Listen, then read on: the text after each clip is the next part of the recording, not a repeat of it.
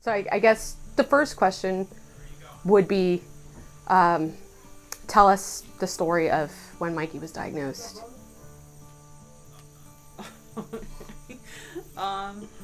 So I was working, and he called me up at work and said Michael had a fever. He was throwing up, or no, he wasn't throwing up at that point.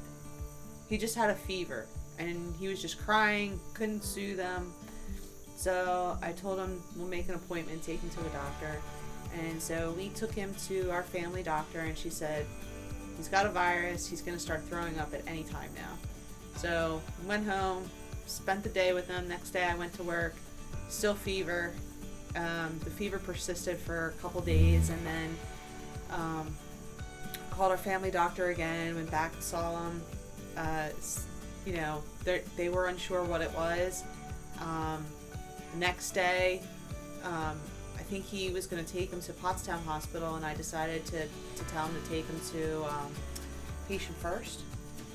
So he went to Patient First, and they didn't have an ultrasound machine. They thought his appendix was going to burst. So they suggested that we go up to Lehigh Valley, where they had an ultrasound machine. And so we went up to Lehigh Valley, and they did the ultrasound. I met him up there from work, and they thought that he had some kind of intestinal thing where the large intestine goes inside the small intestine, and it was just and that was causing all of his belly pain, and that it had resolved itself during the ultrasound. They couldn't see the appendix, but they thought that it was fine. They kept him overnight at Lehigh Valley in the emergency room because they didn't have any beds. And then the next day we saw the pediatric surgeon. They did mention his hemoglobins being extremely low. And I looked at him and I said, don't they talk about hemoglobins for cancer patients? I don't understand. And that's something you said, not having any experience with childhood cancer or cancer in general. I don't have too much experience as far as before this with the cancer community. Your grandparents got it. A few of my friends, I did have a friend's kid. She had a type of brain cancer, but it was so disconnected. You're not in it yet, but you do know a few things like TV and different things that you hear people say, and I thought that was something that they talked about when you talked about cancer, and I just didn't understand what that had to do with appendicitis or that intussusception that he had with the small intestine. So we left that ER, and they sent us home. He was supposedly fine. He was fever free without any medication for 24 hours. And we met his dad at a restaurant to celebrate, because he didn't have to have his appendix removed. And we were thinking, oh my God, our kid was going to have surgery, and now he didn't. So we were excited about that. And he bumped his head on the bathroom door. And from walking from the bathroom to the chair, his head bruised instantly. And I was like, that's not right. Kids you don't get a bruise that fast just from bumping your head on a door.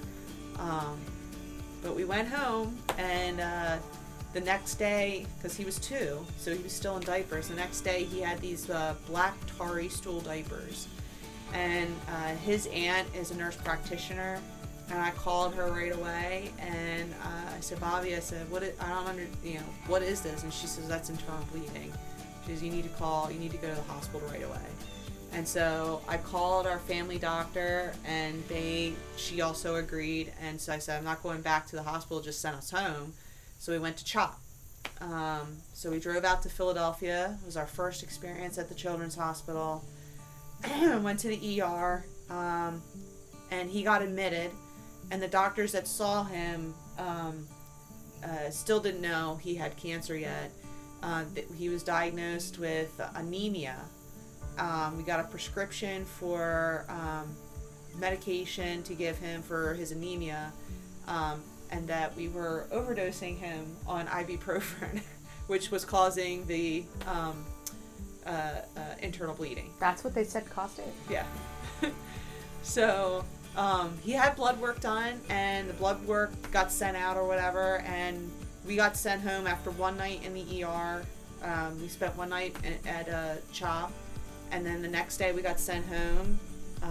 And so Sunday we were home celebrating again, and then Monday we went back to work, and they called him on the phone while he was driving to tell him that his son had cancer.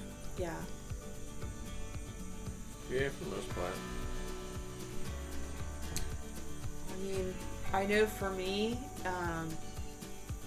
it was like you're on this like go, go, go, and then just scheduling things and this doctor's appointment and, you know, planning to have the baby. I was having this baby at Lehigh Valley, and Michael was being treated in Philadelphia, and I was very close to just scheduling an induction and making sure that I could be at both places at the same time. And like it was just after it's all done and he's finished his treatment and you kind of have time to sit back and breathe, it's overwhelming.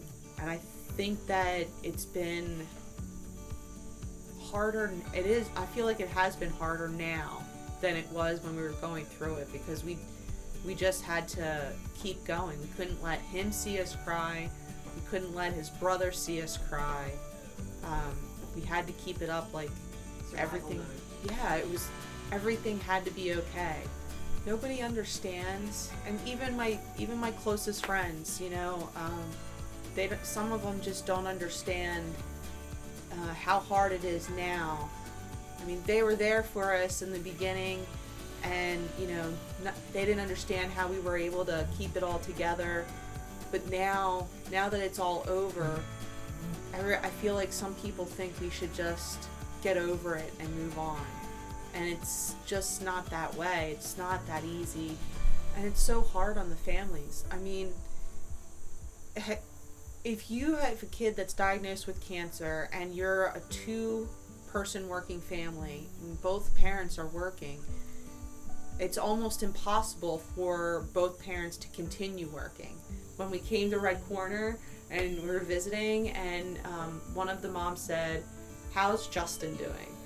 And it was just so heartwarming to hear somebody that, you know, like everybody's so super concerned about the child with cancer, but very few ever ask how your other child is doing.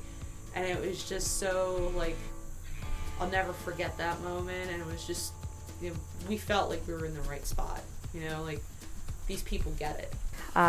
What would you guys say to the next family that's going to get this horrible news about their child? One day at a time. Yeah, one day at a time. Take the support that you can get. Don't tell anybody that wants to help you, don't say no. It's hard. It's hard for people. A lot of people don't want to accept help. It's hard to say yes, but say yes, because when it's over or when you need it the most, it may not be there. So say yes now. Save everything you can. Try to be with your child as much as you can. And just take one day at a time. You can't plan in the future. We were prepared for coronavirus, right? 5 years ago. Right? You lived that reality then. We were inside our home and we didn't leave for months.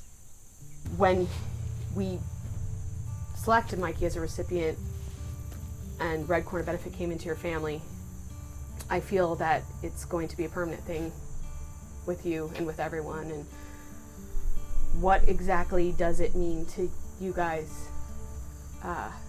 every year that you're part of this community now? That's, what does Charlie Jones say, the greatest club you never want to join?